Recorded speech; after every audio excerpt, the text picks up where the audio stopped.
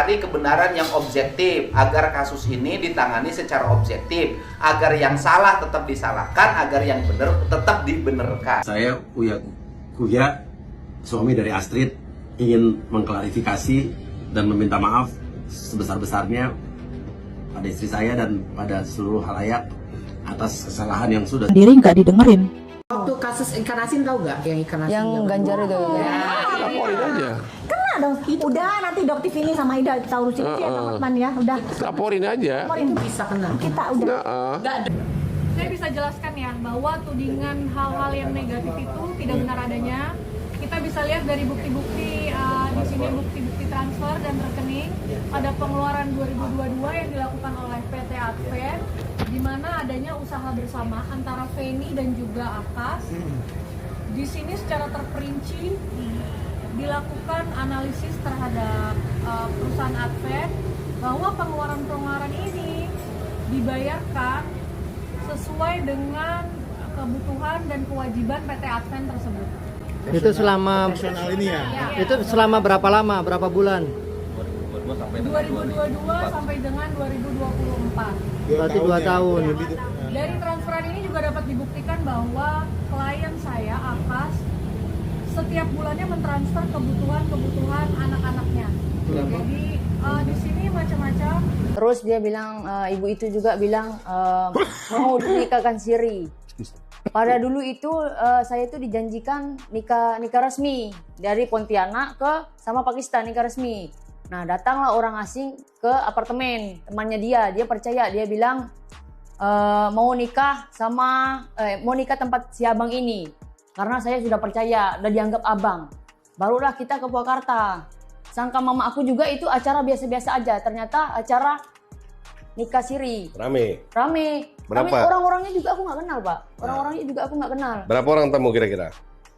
Nggak kenal, mungkin ada berapa, 200, 100. Lebih banyak orang lokal apa orang asing? Orang lokal ada, itu dari kampung di sana. Aku juga nggak kenal. Ada sebagian influencer temanku. Itu sedikit bisa dihitung 10 atau 15. Mungkin diundang makan siang lah ya. Pada saat itu kan nggak mau, Penny juga nggak mau dinikahin siri, Pak. Nggak ada lah orang wanita mau. Ini adalah buktinya dari ini aku gak pernah kasih lihat ya. Karena menurutku nafkah itu wajiban aku. Kenapa aku harus kasih tahu ke orang aku menafkahi istriku? Tapi karena udah dibilang aku mau kondo numpang hidup. So ini buktinya. Coba bayangin, suami dikasih sama istri perjanjian, kamu harus menafkahi aku ratusan juta setiap bulan, tapi kamu tidak bisa minta nafkah batin sama aku, dan kamu tidak boleh selingkuh, kamu cuma main tangan aja. Nih maksudnya gimana tuh? Main tangan aja tuh. Kenapa nggak boleh minta nafkah batin? Apa karena isunya waktu itu lu ada penyakit seksual itu? Tidak. Dia berdiri langsung lagi, bukan berhenti. Dum. Keluarga dia datang, abangnya pegang aku dari sini. Bayangin di apartemen aku dipukul-pukul sama satu keluarga. Saya besok mau ketemu Izhan, boleh gak saya ketemu? Tapi gak pernah dibalas message. Dimanapun aku ada, di pikiranku bukan ibu ayah. Iya. Ya, nggak ada yang Jadi sebenarnya yang dirugikan itu adalah pihak wanita ya Bang? Iyalah. Jadi jangan ya pada be smart ya, jangan lagi cukup ya. Ini pelajaran. Rugi banget. Sama dia juga pas pergi itu ngambil uang. Kita punya usaha kosmetik, nah, itu baju. gimana? Dia ngambil uang.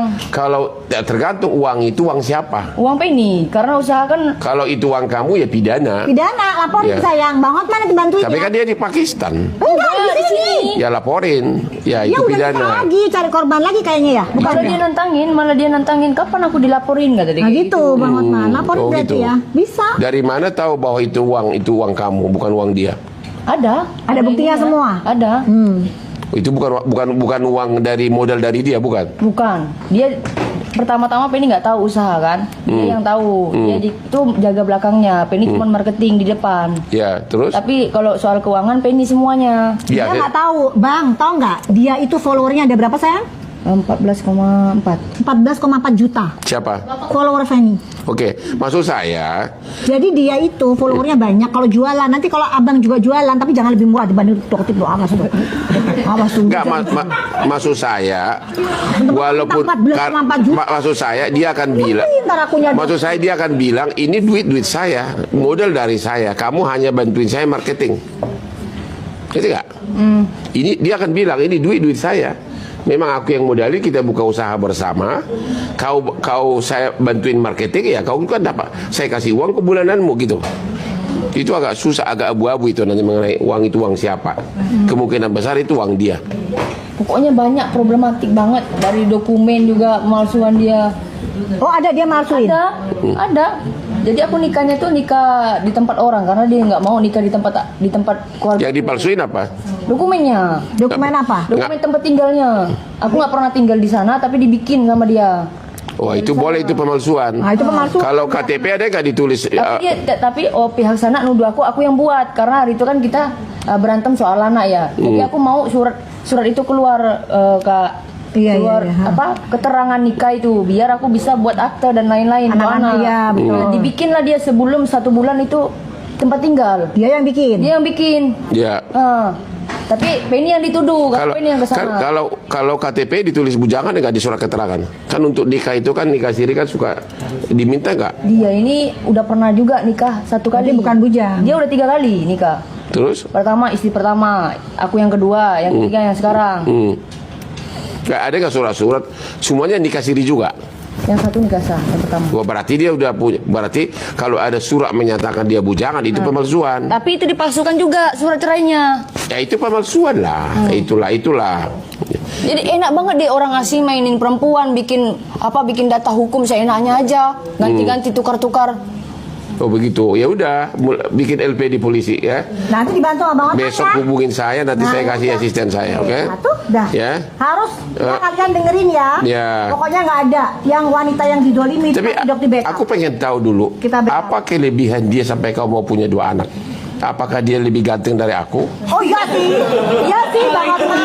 Iya sih, itu benar. Itu benar. Ganteng ya? Bener kan? Ganteng ya? Ganteng. Dadanya Tapi kalau jelek berbulu kelihatan gitu. sifatnya semuanya kelihatan jelek lah. Apa? Jijik kita lihatnya kalau kelihatan Karena kamu sifatnya tahu jelek. sayang. Jijik belakangan.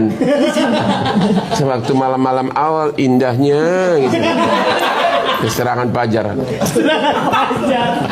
Enggak, dia apa? Berbulu semua dadanya. Hah? Apa kehebatan dia sampai 2 anak itu loh? Apa kehebatan dia ya bohongi perempuan lah. Dengan manis-manis mulutnya. Orangnya ini loh Bang. Ini loh. Lumayan ganteng. Nah, kan? Ya dulu nggak mau jujur sih. Ya berarti ini gua harus akui dia ganteng. Iya tapi ya dia ganteng tapi dari aspek lain nggak gantengan gua. Oh pantas lu mau ya lu oke lah ini ya. Tapi yang gini saya bilang saya sudah tahu belangnya jadi jijik gitu loh saya. Walaupun saya ganteng apapun ya. Jadi terus itu kau tinggal sama dia 2 tahun berapa tahun? 2022 sampai 2024 berapa? 3 tahun ya? 3 tahun. Dia kasih nafkah kamu atau gimana? Enggak, awalnya itu kita sama-sama. Nah, dia kan punya problem sama istri pertama. Tunggu dulu ya, sebentar dulu ya. Ya aku beliin dia dari mobil, Palisade juga. Iya. Ini anak ini bego aja. Ini kan kita kan mau niatnya kan mau apa ya? Mau hidup bersama, saling tolong kayak gitu. Tapi ternyata salah aku. Ya udah. Yang sudah berlalu lah. Oke. Ya, tapi kan anaknya harusnya kasihan Bang. Maksudnya harusnya sadar diri gitu. Karena secara hukum pun kau tidak bisa nuntut nafkah. Iya sih, anak itu bukan anak dia di mata hukum. Iya benar sih. Jadi kau harus terima kenyataan, ya. Iya. Tapi dia ini Bang, aku udah terima kenyataan. Jangan ganggu aku. Tapi dia masih ganggu. Ganggu caranya gimana? Gimana saya? Isbatkan cerai kan mengganggu namanya. Dia mau ngambil hak anak juga. Dia nggak bisa lah. Dia nggak bisa ambil anak. Dengerin ya, untuk mantannya suaminya dengerin omongannya Bang Otman. Bang Otman tadi ngomong gimana lagi? Dia bukan ayah dari segi hukum dan tidak berhak untuk ngambil anak. Kasus ikan asin jilid 2 viral, Akas Elahi ungkap borok Feni Alberti yang disebut-sebut jorok hingga bongkar alasan selingkuh.